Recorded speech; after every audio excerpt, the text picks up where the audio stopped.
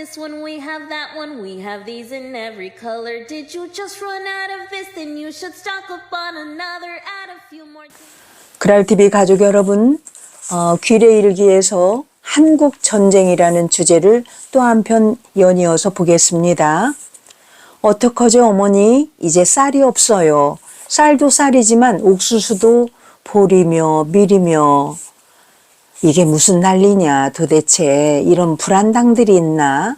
실태조사를 한다더니 농사 지은 걸 다 가져갔으니 거기다 맨날 남자들은 도망을 가 있어야 하니 편할 날이 있겠니? 할머니의 불평을 들은 영숙은 아버지를 생각했다. 산으로 도망간 아버지가 오늘은 무사히 내려올 수 있을까? 함께 산에 올라간 할아버지와 두 삼촌도 걱정되었다. 내려오다 붙잡히면 의용군이나 보국대로 끌려가고 만다. 아버지가 붙잡히는 상상을 할 때마다 영숙의 가슴은 사시나무처럼 떨려왔다. 영숙은 학교를 못 간 지가 얼마나 되었는지 세어보려 했다. 하지만 너무 오랜 기간이라 기억이 가물거렸다. 휴교령이 내려져 있었다. 영숙의 아버지와 할아버지, 삼촌들만 도망친 것이 아니었다. 마을의 남자들은 대부분 산속으로 숨어들거나 피난을 떠났다. 또 인민군들이 마을에 조선인민군 사무실을 차려놓았다. 매일 동네 사람들을 불러들였다. 영숙은 그곳에서 뭘 하고 있는지를 잘 몰랐다. 하지만 그곳에 불려갔던 어른들은 혀를 찼다. 세상에 어찌 굴러가려 이러는지 모르겠다며 불안해했다. 영숙은 하루라도 빨리 전쟁이 끝나기를 바랄 뿐이었다. 세상의 모든 것이 고요히 잠든 밤 1950년 6월 25일 38선이 뚫리고 예고 없이 전쟁이 시작된 것이다. 아들들 다 어디 갔어? 어디다 숨겨놓았냔 말이오? 어머니를 비롯한 작은 어머니들이 어찌할 바 모르며 부들부들 떨고 있었다. 하지만 집안의 큰 어른인 할머니는 아랑곳하지 않았다. 물음에 당당하게 대답했다. 모른다. 알아야 보내지. 나도 집 나간 아들 본 지 오래다. 소식이라도 알면 좋겠구만. 인민군이 갑자기 집에 들이닥치는 일은 이후에도 빈번했다. 매미가 울어대는 8월이었다. 영숙은 부채질하다가 하늘을 올려다보았다. 쏟아져 내리는 여름 별빛에 눈이 실 정도였다.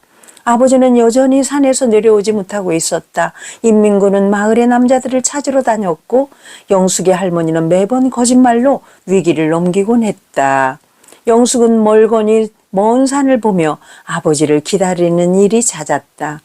인민군들 때문에 마음 졸이던 낮이 서서히 지고 있었다. 영숙은 방 안에 누워 바깥에서 사각거리는 풀벌레 소리를 듣고 있었다. 팔베개 하여 옆으로 누워 다른 손으로는 방바닥에 그림을 그리고 있었다. 갑자기 현관문 쪽에서 소리가 들려왔다.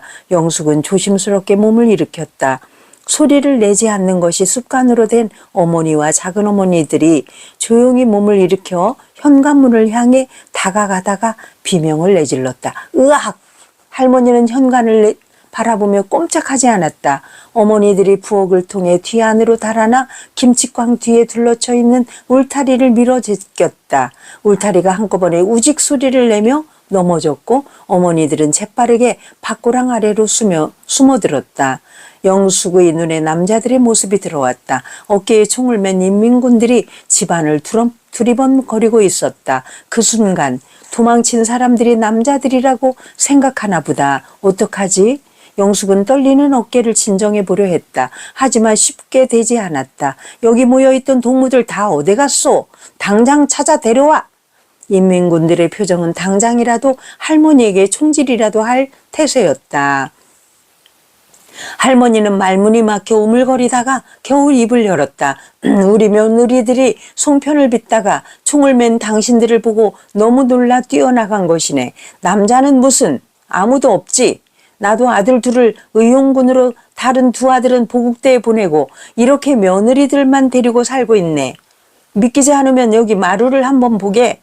그러고는 빚고 있던 송편을 보여주었다. 무척 놀란 목소리로 더듬거리고 있었다. 그러자 검은 양복을 입고 가방을 든 긴 머리의 남자가 할머니 앞으로 다가왔다. 아마 장교인가 보다. 옷도 다르고 할머니는 괜찮으실까? 영숙은 할머니에게서 눈을 뗄 수가 없었다. 나는 무서워 눈을 감고 싶었으나 눈을 부릅뜨고 할머니를 바라보았다. 놀라게 할 생각은 없었습니다. 배가 고파 먹을 게 없을까 하고 본 것입니다.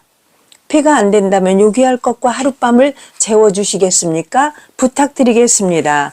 모두 너무 지쳐서. 영숙은 짐짓 놀랐다. 인민군들은 사람을 괴롭히는 사람이로고만 알았었다. 그런데 할머니에게 차분하고도 간곡한 태도로 부탁하고 있어 의아하기 때문이다. 할머니가 잠시 고민을 하더니 얘기했다. 얼른 저녁 해드릴 터이니 저쪽에 있는 방에 들어가 좀 쉬시구려. 영숙은 밭으로 재빨리 내달렸다. 인민군들에게 밥을 먹이기 위해 어머니들을 데려와야 했기 때문이다. 정신없이 자고 일어난 인민군들은 짐을 챙겼다. 사실 짐이랄 것도 없었다. 다 낡은 군화와 차갑게 식은 총.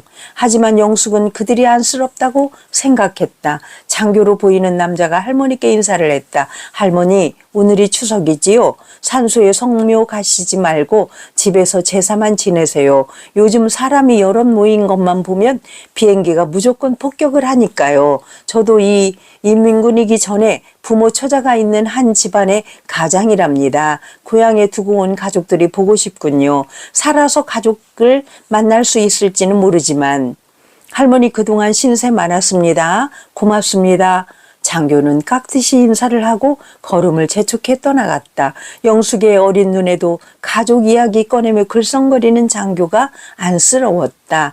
저런 원수놈의 가슴에도 부모와 가족을 아파하는 피는 흐르고 있구나. 전쟁의 왼수구나. 할머니는 짧게 혀를 찼다. 어머니들은 인민군이 떠난 자리를 청소했고 영숙도 어머니들을 도와 흔적을 지웠다. 전쟁이 끝나기는 할까? 얼른 끝나야 하는데 얼마 전에는 뒤편 개울 건너에 마을에 사는 사람이 총에 맞았었다. 보국대까지 다녀왔는데도 그리 된 것이다. 벼가 잘 되었는지 보러 갔다가 가족들에게 차갑게 굳어가는 모습으로 발견된 것이다. 가족들이 애통해하며 입에 숭늉을 떠놓고 피가 나는 곳을 솜으로 죽을 힘을 다해 막아도 피가 그치지 않았다. 이놈의 세상에 어떻게 되려고 이러는지 모르겠구먼. 동네 어르신들이 자주 하시는 말씀이었다. 영숙은 바닥을 묵묵하게 닦으면서 어른들이 얘기를 되뇌어 봤다.